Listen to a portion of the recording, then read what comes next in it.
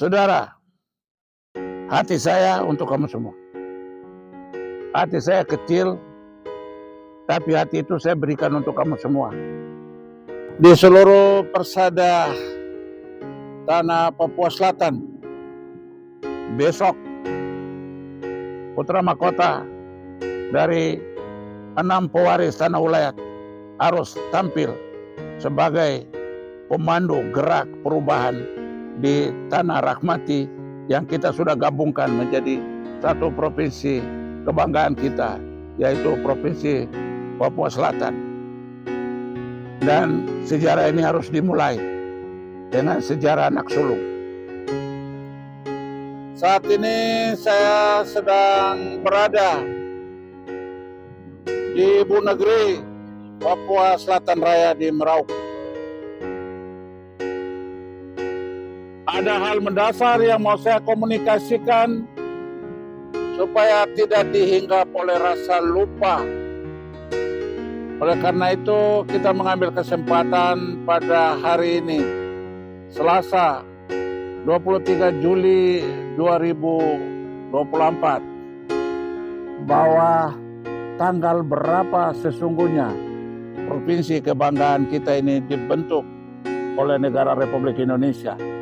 Setelah kita berjuang kurang lebih 20 tahun tanpa mengenal lelah. Kamu adalah orang-orang hebat yang bertahan dalam kesabaran, dalam perjuangan untuk membentuk provinsi ini. Provinsi ini sudah dirahmati Tuhan melalui pemerintah Republik Indonesia. Dan provinsi ini adalah rahmat Allah di atas tanah beranugerah yang kamu miliki, yang luasnya 119.749 km persegi di atas landasan tanah kemuliaan Allah. Provinsi ini didirikan. Dalam prosesnya, Presiden Republik Indonesia Bapak Joko Widodo menandatangani Undang-Undang Republik Indonesia nomor 14 tahun 2022 itu tanggal 25 Juli 2022. Dan tanggal itu menjadi tanggal bersejarah lahirnya satu daerah otonom baru dengan nomor akta pendirian nomor 14 tahun 2022. Kalau sekarang kita sudah berada 2 hari lagi akan tiba di tanggal 25, berarti kita akan merayakan hari jadi Undang-Undang Pembentukan Provinsi Papua Selatan tanggal 25 Juli 2022. 2 tahun sudah usia kelahiran Provinsi Papua Selatan. Jadi kita akan merayakan hari jadi Provinsi Kebanggaan kita tanggal 25 Juli 2022. Hari jadinya, dan kita sudah 2 tahun berjalan, sehingga ini merupakan tahun kedua hari jadi Provinsi Kebanggaan itu. Secara yuridis formal dari sistem ketatanegaraan saya ingin menjelaskan itu. Kalau Bapak Presiden Republik Indonesia menandatangani Undang-Undang Republik Indonesia nomor 14 tahun 2022 tanggal 25 Juli, berarti tanggal itulah menjadi tanggal yang memiliki akte kelahiran dengan nomor 14 tahun 2002. Secara legal, akte pendirian itu supaya sah berlaku dicatat di lembaran negara tahun 2022 nomor 157. Jumlahnya itu ada 15 halaman. Lalu kemudian diundangkan dalam tambahan lembaran negara nomor 6803 sebanyak 5 halaman. Dan undang-undang itu setelah ditetapkan tanggal 25 Juli 2022, diundangkan di dalam lembaran negara dan tambahan lembaran negara yang nomornya sudah saya sebutkan tadi. Untuk jelasnya saya ulangi lagi. Lembaran negara tahun 2022 nomor 157 dan tambahan lembaran negara nomor 6803. Setelah diundangkan, dia berlaku secara sah tanggal 25 Juli 2022. Jadi dari tatanan sistem ketatanegaraan dapat dipastikan bahwa hari jadi Provinsi Papua Selatan adalah tanggal 25 Juli 2022. Dan sekarang sudah berusia berjalan 2 tahun yang 2 hari lagi kita akan rayakan di Tanah Perjuangan Sekretariat Bersama 2 tahun lalu. Peristiwa bersejarah terjadi di Republik Indonesia, di mana pemerintah Republik Indonesia menambah 4 daerah otonom di tanah Papua. Salah satu daerah otonom baru yang dibentuk itu adalah Provinsi Papua Selatan. Karena dasar konstitusi negara yang diatur di pasal 18 ayat 1 Undang-Undang Dasar 45 menyatakan bahwa negara kesatuan Republik Indonesia dibagi atas daerah-daerah provinsi dan daerah provinsi dibagi atas kabupaten dan kota, yang tiap-tiap provinsi, kabupaten dan kota mempunyai pemerintahan daerah yang dibentuk dengan undang-undang. Dengan dasar itulah pemerintah telah membentuk 4 daerah otonom baru di tanah Papua. Dan kita bersyukur kami pun juga mendapat berkat Tuhan, anugerah Allah untuk memiliki provinsi mandiri, Provinsi Otonom Papua Selatan. Supaya memiliki satu kejelasan yuridis bagi masyarakat, yaitu satu kejelasan hukum perjuangan Provinsi Papua Selatan. Dan ini akan menjadi tanah bersejarah, pusat pergerakan masyarakat pejuang Papua Selatan memiliki provinsi baru di sini. Jadi oleh karena itu, ini menjadi undangan terbuka untuk kamu semua melalui acara malam hari ini. Saya selaku tokoh pejuang yang mengajak semua bersatu. Mari kita mensyukuri nikmat keberhasilan kita yang sudah kita dapatkan itu. Untuk hadir pada perayaan hari jadi kedua tanggal 25 Juli 2024 di sekretariat ini. Ini adalah latar belakang bangunan panjang yang kita dirikan. Ini akan menjadi pusat pelayanan perbaikan gizi masyarakat Papua Selatan. Dan di sini juga kita akan dirikan klinik untuk menyediakan berbagai vitamin pelayanan masyarakat. Dan di sini ada pelayanan untuk menentukan standar kualitas gizi masyarakat yang mengalami masalah gizi. Dan ini akan menjadi sejarah pertama provinsi ini melayani masyarakatnya, supaya provinsi ini jangan dihuni oleh orang-orang yang bergizi buruk. Tetapi kita mau upayakan supaya yang akan menghuni tanah Papua Selatan adalah orang-orang sehat yang tidak punya persoalan gizi.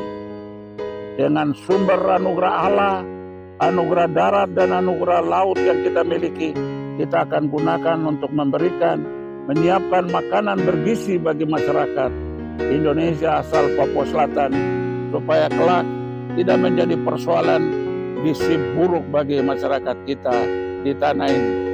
Negeri ini didirikan, dianugerahkan bukan untuk dihuni oleh masyarakat kurang gizi, tapi dianugerahkan Tuhan supaya negeri Papua Selatan Raya dihuni oleh masyarakat yang penuh gizinya dan sehat, sehingga berkekuatan untuk membangun negerinya menjadi negeri jaya di gerbang depan matahari terbit di Indonesia ini.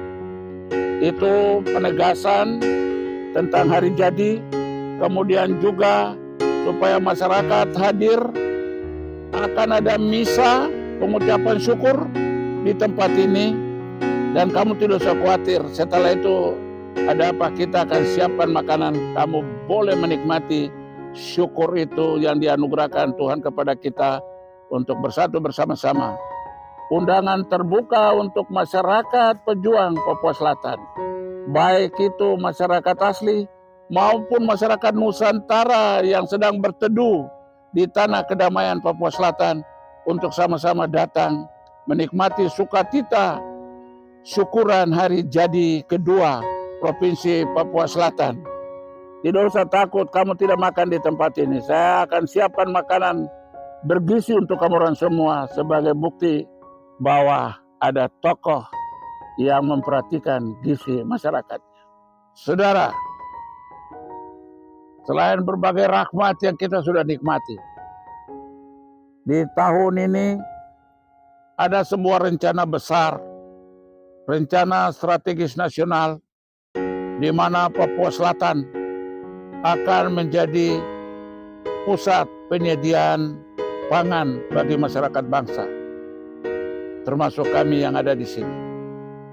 Oleh karena itu, saya mengajak masyarakat semua bahwa pelajaran pertama, pelajaran lalu yang sudah terjadi di mana masyarakat jadi penonton, kali ini tidak. Kita akan mendesain sebuah konsep investasi, dan konsep itu akan landasannya kita basiskan pada pemuda, sehingga kita akan bentuk pemuda pelopor mitra investasi Provinsi Papua Selatan yang akan bekerja sama dengan seluruh investor. Jadi yang kemarin itu adalah pelajaran. Dari pelajaran itu kita memetik untuk membuat satu terobosan program kemitraan, di mana kita akan siapkan pemuda pelopor mitra investasi di tanah ini, supaya kita bisa maju, bertumbuh dan berkembang bersama secara setara di atas tanah rahmati ini, supaya jangan ada yang tertinggal, lalu ada kelompok tertentu yang maju di atas tanah berahmat ini, sehingga rahmatnya tidak dinikmati oleh mereka yang sesungguhnya harus menerima penikmat dari rahmat Allah itu. Oleh karena itu kita melakukan sebuah koreksi dengan sebuah konsep, yaitu menyiapkan pemuda pelopor mitra investasi, dan inilah yang akan menjadi konsep tawaran terhadap berbagai saudara mitra yang mau datang berinvestasi di tanah kemurahan rahmati ini. Ini sebuah konsep yang kita akan buat bersama supaya ini menjadi satu program kemitraan. Kata bahasa bijak bilang itu program simbiose mutualistis, yaitu program bersama di mana dua pihak atau tiga pihak yang bekerja itu maju, bertumbuh dan berkembang bersama di dalam konsep terpadu itu. Jadi ini juga bagian yang nanti akan disampaikan pada saat puncak peringatan hari jadi kedua Provinsi Papua Selatan. Sehingga tidak ada lagi biar tekor asal kesor. Ya, tapi kita tidak akan bekerja dengan konsep seperti itu. Konsep itu hanya menjadi peringatan. Tetapi mari kita koreksi bersama pola investasi ke depan, di mana kita akan bekerja bersama-sama, mencurahkan seluruh energi kemitraan itu bersama-sama untuk membangun sebuah Provinsi Papua Selatan, provinsi persemakmuran bagi seluruh kaum yang hidup bersama-sama di tanah rahmati, di mana kita berpijak kepada kebijakan matahari, satu terang sinarnya untuk semua, dan satu bumi menumbuhkan seluruh makhluk hidup, sehingga tidak ada yang hidup merana di atas tanah rahmat ini, tetapi kita hidup bersama, bersuka cita bersama, senyum bersama, supaya kita menjadi masyarakat yang hidup selaras bersama, harmoni di istana damai, istana sukacita, istana keadilan bagi seluruh masyarakat kita di tanah ini. Jadi proses yang kita sudah lalui, saudara sekalian, kita mulai inilah ada titik berat. Ini kota Merauke, Kabupaten Merauke, ada titik gerak pertama, dimulai semua sulur yang menjalar sampai ke Bovendigul, sampai ke Mapi, sampai ke Asmat, itu ditanam di titik tumbuh di tanah Marindin. Dari sini kita berarak, sehingga dengan satu tokoh sentral yang berpikir di mana kita meskipun berbasis pada berapa kabupaten atau nanti akan muncul lagi kabupaten yang masih menjadi utang kita bersama, yaitu Kota Merauke, Kabupaten Moyo, Kabupaten Digul Muara dan Admi Korbay, atau ada usulan lain dari masyarakat supaya kita bisa mengelola dusun ini bersama-sama dan anak-anak dusun yang bijaksana. Dan itu harapan saya, bahwa itu harapan saya selaku tokoh yang sudah berjuang mengajak semua untuk kita berarak dari satu titik menuju titik terjauh dari harapan kita, yaitu jadikan tempat ini provinsi persemakmuran, di mana kita semua maju, bertumbuh dan berkembang bersama secara setara tanpa ada yang tertinggal dan ditinggal. Dan ini tergantung dari pemimpin yang bercermin seperti matahari, satu terang sinarnya menyinari semua. Pemimpin yang berakhlak seperti tanah ini, dia tidak milik kasih tapi dia tumbuhkan semua. Bahkan rumput berduri pun juga ditumbuh sama subur dengan rumput-rumput yang lain.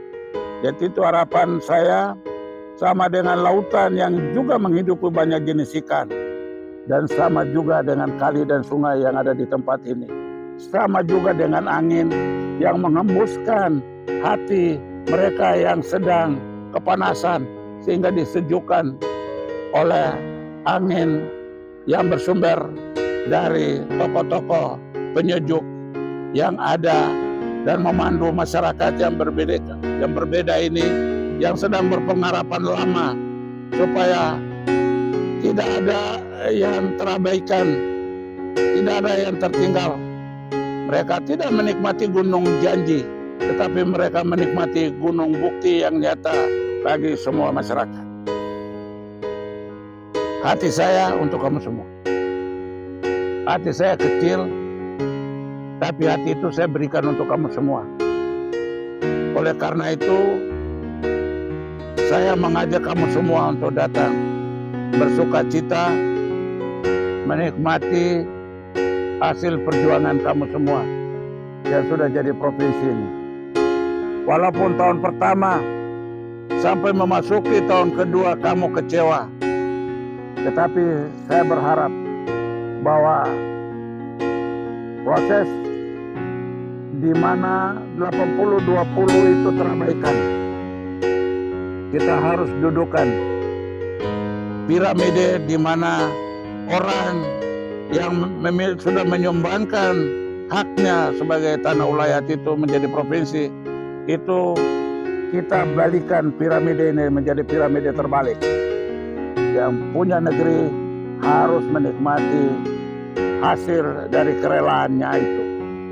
Kami tidak pernah mengusik siapapun, tetapi kita hanya mengajak, marilah bersadar diri untuk menghormati kemuliaan anugerah Allah yang telah diberikan kepada mereka.